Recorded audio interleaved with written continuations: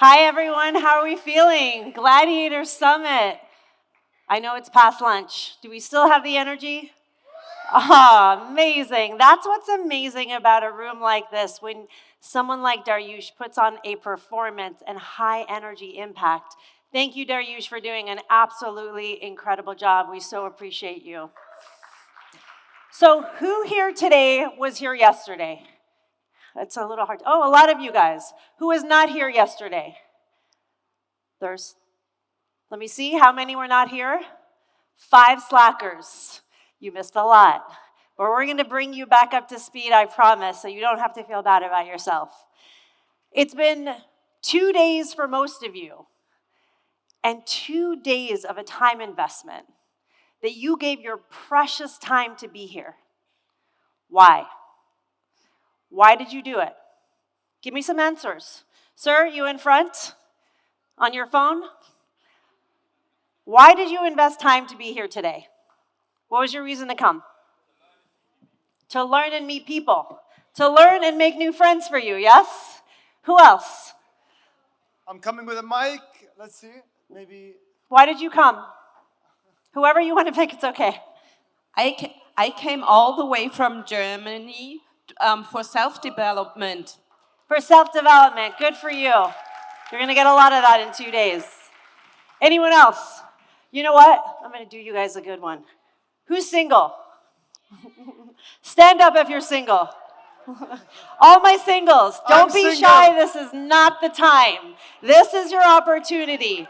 Now pay attention. Pay attention. Oh, we got real excited, didn't we? All right. Pay attention. I want you to scan the room, look around, lock it in. You see? You keep saying you hate dating apps. This is your opportunity. All right, matchmaking's over. Sit down. Who came because they want to learn some things about career acceleration? By the way, I don't have the clicker. Whoever wants to get that to me. A few, I didn't see. And raise your hands if you want to accelerate your career, yeah? Less than half the room? What happened to the rest of you guys? Okay, there are a lot of people in here, I'm going to assume, that would like to pick up high-performance strategies, yes? Okay, there we go. Who are the entrepreneurs in the room? Wow, a lot of you. Fantastic. Business owners count, by the way, if you're a business owner. Yes. Okay, who are the intrapreneurs, working in a company, advancing it from the inside out? Okay. Entrepreneurs, would you like to be an entrepreneur? How many? Let's see hands. Okay. Entrepreneurs, would you like to go back to being an entrepreneur? Don't lie to me. Don't lie to me. I know it can be challenging. We know there comes freedom and independence, or so we're told in the beginning, yes? For entrepreneurs, we get out there, we think, I'm going to start getting my freedom and independence and make so much money. And then we're challenged with working nonstop, the stress of trying to find the next deal, to balance it all, wearing every hat, yeah? But it's not on one side. It's also on the entrepreneur side. They don't have it easy either. They go into a company thinking, steady paycheck, I can grow my career, get to the top somehow. But then they might be in a toxic environment, or maybe they're limited and they're hitting that ceiling and they don't know how to get past that. There's always challenges on both sides, yes? Career acceleration requires various different factors.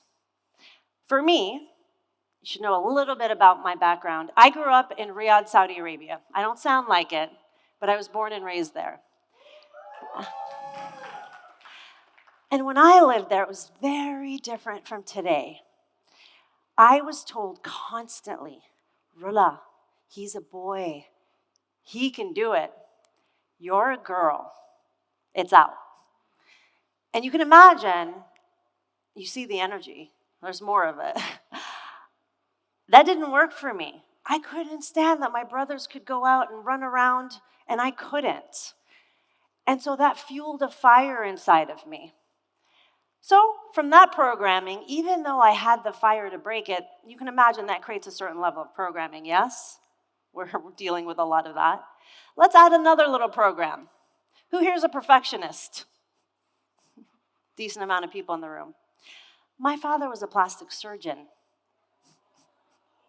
You know what I did for fun when I couldn't go out and play like everybody else in certain environments? Well, actually, I was older than that. So when I couldn't go do things that maybe my brother was allowed to do, my father had one room in our house dedicated to his before and after slides. You know what I did with my siblings? Look at this one, before and after, hours. You can imagine what that does to a kid. So there was another program I had to break. That's okay, we move on, yes? So actually, I got you guys. So many of you in this room might have heard about Breaking Cinderella. It's gaining momentum in the Middle East. If you've never heard of it, Breaking Cinderella is about breaking the program that has us believing that our power sits in the obtainment of something outside of us.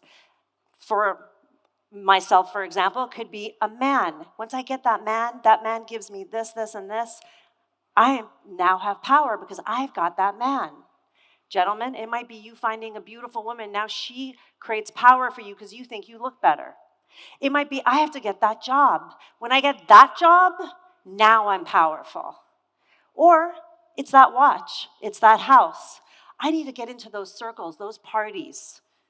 I need to be on that yacht. That'll give me power. The idea of breaking Cinderella is flipping that narrative and building and cultivating an internal power and using that power and directing it to that man or woman, to that job, to that experience. When I cultivate and build energy inside of me, that no longer owns me. I release attachment to that.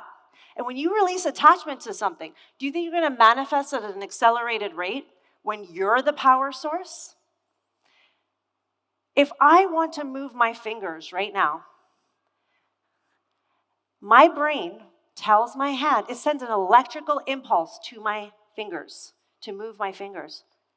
We have electricity running inside of us, and we question our power. What do we know about electricity? It is literally running the world right now, electricity, and we're a part of that system. When we put our attention to something, we're sending it energy and giving it life. When we put energy on ourselves or on something that's decreasing our happiness and stress, we can destroy our body. Yes? We know what we're talking about? We're all on the same page, yeah? So when it comes to career acceleration, we want to look at ways that we can build power, both internally and externally. And the idea is there are two ways we communicate to the world: internal communication and external communication. We're going to talk about both because I'm going to show you how to accelerate your career using both. Sound good? Are we on board? We excited about this? Great. Internal communication. We talk to ourselves more than anyone on the planet, yes? Some of you are talking so much that you've lost all your hair. Gentlemen. Yes, you. So when we look at alignment, you may have heard that word. It's gaining a lot of momentum recently. Alignment means we connect our mind, our body, and our consciousness, or spirit, whatever you'd prefer. When we create alignment with all three of those, we can gain internal power. How do we do that? Well, alignment consists of the three levels. If we look at awareness, I know many of you are asking, where do I start with the self-development work, the inner work that I need to put so much attention and energy on? This is your general process. I'm going to guide you through it. It's through alignment. So, level 1, awareness. Awareness is values, needs, and subconscious programming. That's where the work lies. At a subconscious level, that's running your world. There are a few exercises you guys can do to rework your subconscious programming. Think of yourself as a building. If you wanted to sell a building today, what would you do? And you need to revamp that building. What would you do with that building? Where do you start to revamp it to sell? First off, you're going to go work in the foundation, yes? You've got to go fix the plumbing and the electricity and make sure from the ground up it's good. You didn't jump over the facade and try working on the packaging first, right? No, you got to make sure the foundation is right. So you have to start there. And the good news is many people keep searching for their passion. If you're searching for your passion, pay very close attention. Your passion, actually the root word of passion in Latin references suffering. You want to find your passion? This is how you do it. You go through your values and your needs.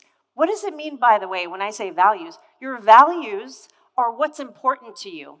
If you find that you are making excuses, you think you're a procrastinator, I should do this, you're having a hard time pushing yourself to do that thing, you know why that's happening?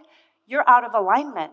You're not aligned with your values and needs. If you were, you would create an intrinsic motivation internally that will drive you. You won't need the extrinsic motivation.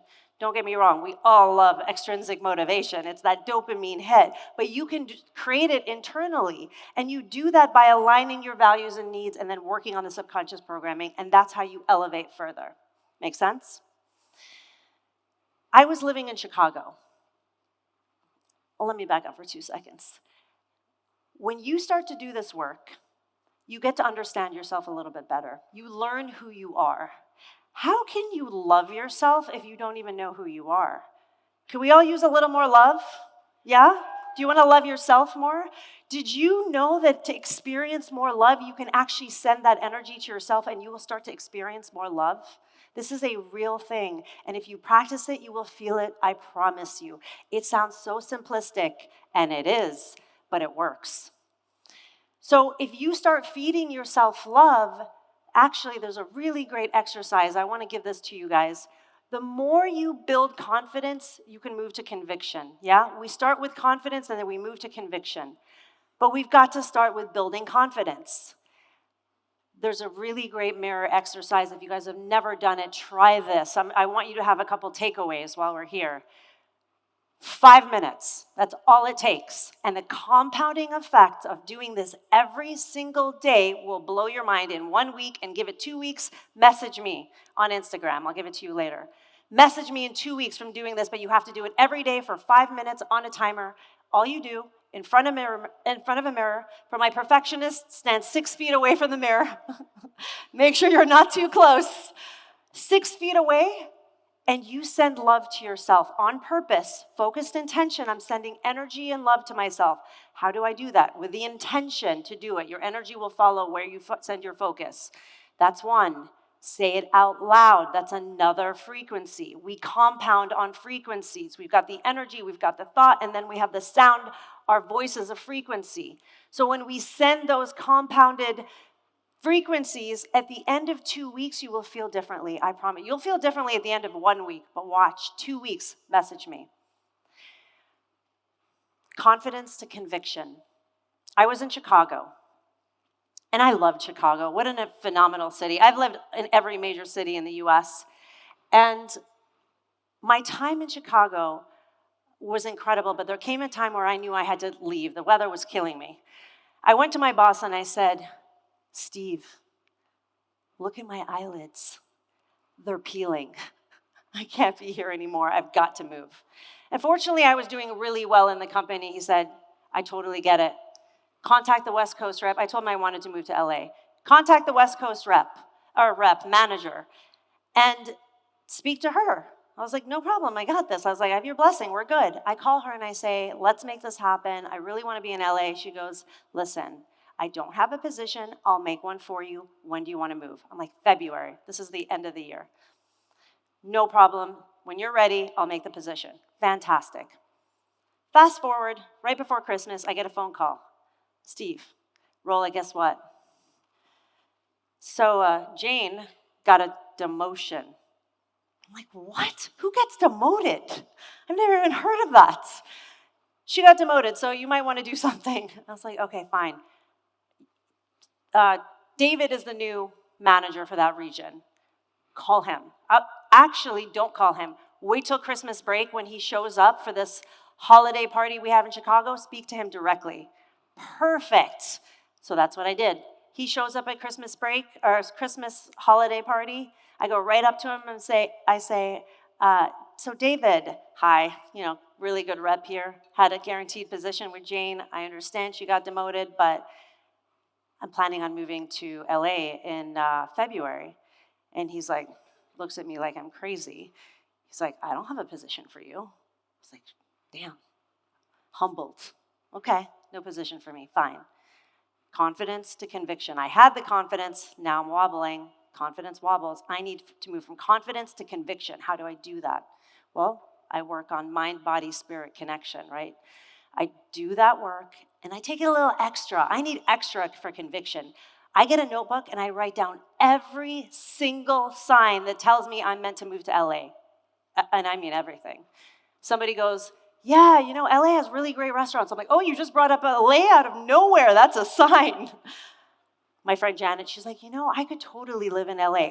Oh, that for sure is a sign. I'm putting that down. I got to almost 30. Some actually real, some less weighted. But I use that list to create my conviction. Fast forward. February comes. No job. I'm in an Uber on the way to the airport. And I get a phone call. Hello? Unknown number. Hello? Rola, it's David. David! So nice to hear from you. Yes, so hi. Jennifer quit. I have a position on the team. If you want it, it's yours. How lucky for you, David. I happen to be on my way to LA right now. Unreal.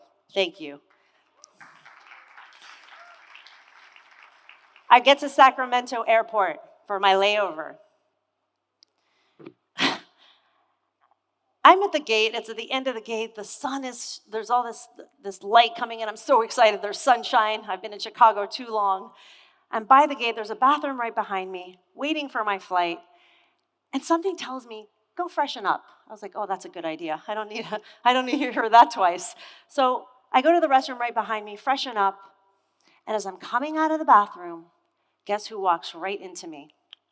My new boss, David. Later, he tells me, Rola, in that moment, I took that as a sign that you were meant to be on my team. Good story, huh? Okay, so that's how conviction works. You can build up to conviction on purpose. We cover the mind. Now let's talk about the body and the consciousness. When you align all of these, this is where the acceleration of your manifestations happen. Has anyone heard of Heart Math Institute? Ah, a few of you. Fantastic. So the Heart Math Institute has done over 3 decades of study on the heart, trying to understand what the heart does. And they have extensively figured out that the heart sends more electrical impulses to the brain than the brain actually sends to the heart. What does that actually mean? It means the heart has its own intelligence, and we can use it to help lower blood pressure, tap into higher levels of intuition, get greater clarity. The list is extensive. Just by tapping into focusing our attention onto our heart, breathing through the heart, and focusing on gratitude, that's the process. And you can get all these benefits. So we understand that we can hurt the body with stress, yeah? Well, we can also heal the body with our thoughts, and I did that. When we tap into greater levels of consciousness, there's a level where there are wave. Do we understand the difference between wave and particle? I don't know how deep I want to go down this rabbit hole with you guys. If I go down that road, do people understand me? How many meditators do we have in the room? Oh, wow, I'm impressed. Powerful exercise. Whether you meditate or go into silence just to relax, you can use this to accelerate your results. I was on a I was in Colorado snowboarding. And if anyone knows anything about snowboarding, I was a novice, by the way. This is the second time I've ever snowboarded. When you go down a hill with a snowboard, if that snowboard goes just a little bit inward into the snow, you go over, right? Needless to say, I went down a few times, many times. So many that by the time I left this trip, I had a pinched nerve. I couldn't move my neck. I was like a zombie moving around. I couldn't do anything. But it went away in a couple days, so no worries. Fast forward, the lower back pain that I started to experience was so severe, I had inflammation going down my leg. It was horrible. This was going on for 6 months. I started seeing a physical therapist for 6 months, and when they would touch me, I would be in so much pain. Who's familiar with Joe Dispenza? Joe Dispenza goes into the science of meditation and the healing effects of what it does. I went to a week-long advanced meditation retreat. And on that trip, on the first day, I looked at my girlfriend thinking, how am I going to make it through this week? I'm already in so much pain. And I said, wait a minute, healing the body? Oh yeah. Let's program. I set an intention. I went through that week and completely forgot about the pain. I was living in Miami at the time. I went back to Miami. Ask me how many times I've been back to see a physical therapist that I was previously seeing 2 to 3 times a week.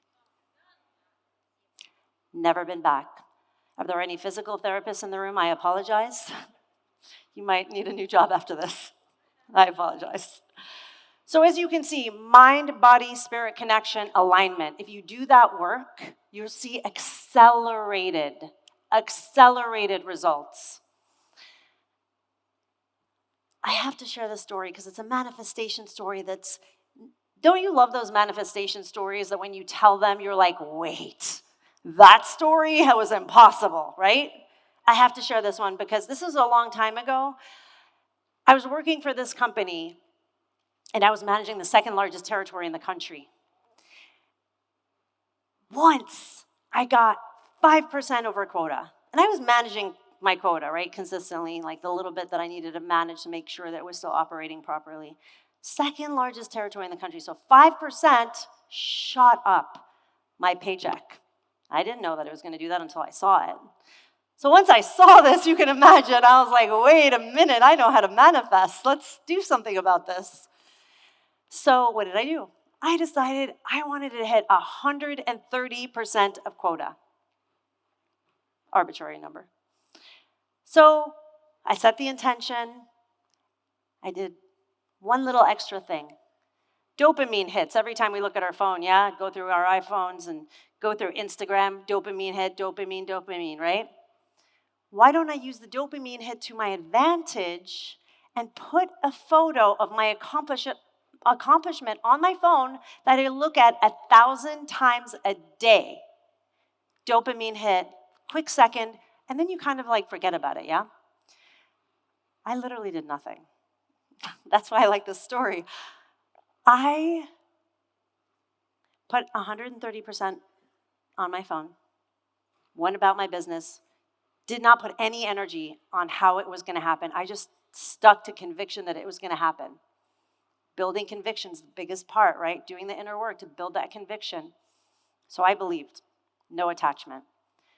Not that quarter, but the quarter after, I hit 133% of quota. And it had nothing to do with me. Another rep, this was in the medical devices world at the time. Another rep who was managing the hospital systems closed the largest hospital deal in the company history. Guess whose territory it affected most? Me. Lucky me. Manifestation is a real thing. I'm not focused on that, but we do need to acknowledge that that's a big part of our process when we're looking at career acceleration. So now we've covered the inside. You guys want to talk about external communication? The packaging that we show to the outside world? When we talk about external communication, guess the number that impacts your success. It's high. 85% of your success is based on the way you communicate. That's what the studies show. 85%. That's insane.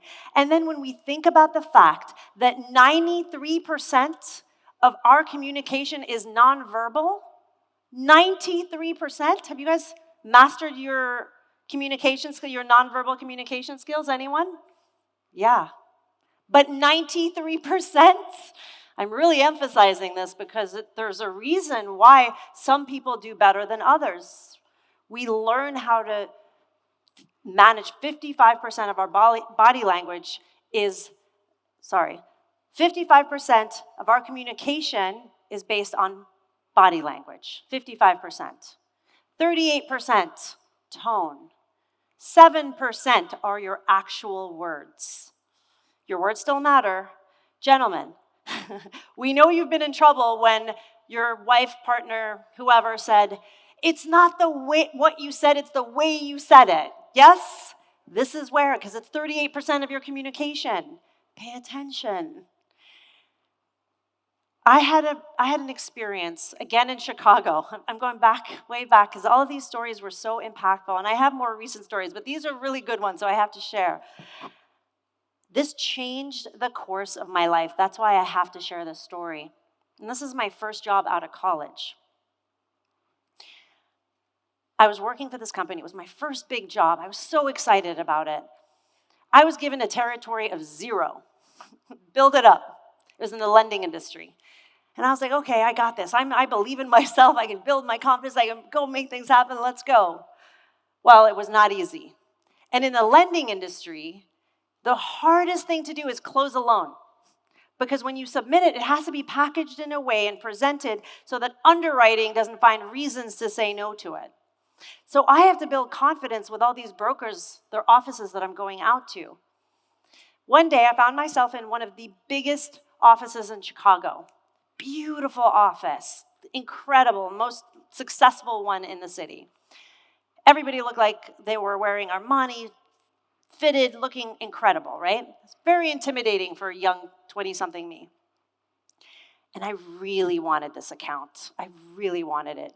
I was talking to a broker, convinced him to give me his package so I can go get additional criteria approved. Maybe I can get it closer because it was a more complicated loan. So I take it and I walk over to the side room because I have to send a fax. I wish I didn't have to tell you that I had to send a fax, but I have to tell you I'm sending a fax. If you don't know what a fax is, it's one of those machines that sends out information into the ether and somebody gets that information. Some of you are a little young, I don't know. So I peek my head into this room and I say, oh, I see the partner of the whole company is in there, speaking to the senior leaders. And I'm sweet and polite and, I don't want to bother them.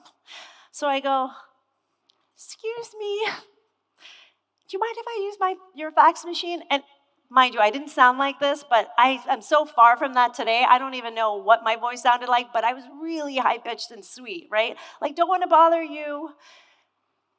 And the partner looks at me and he goes, girl, if you want something, come in here and assert yourself. Let me tell you, I took a moment.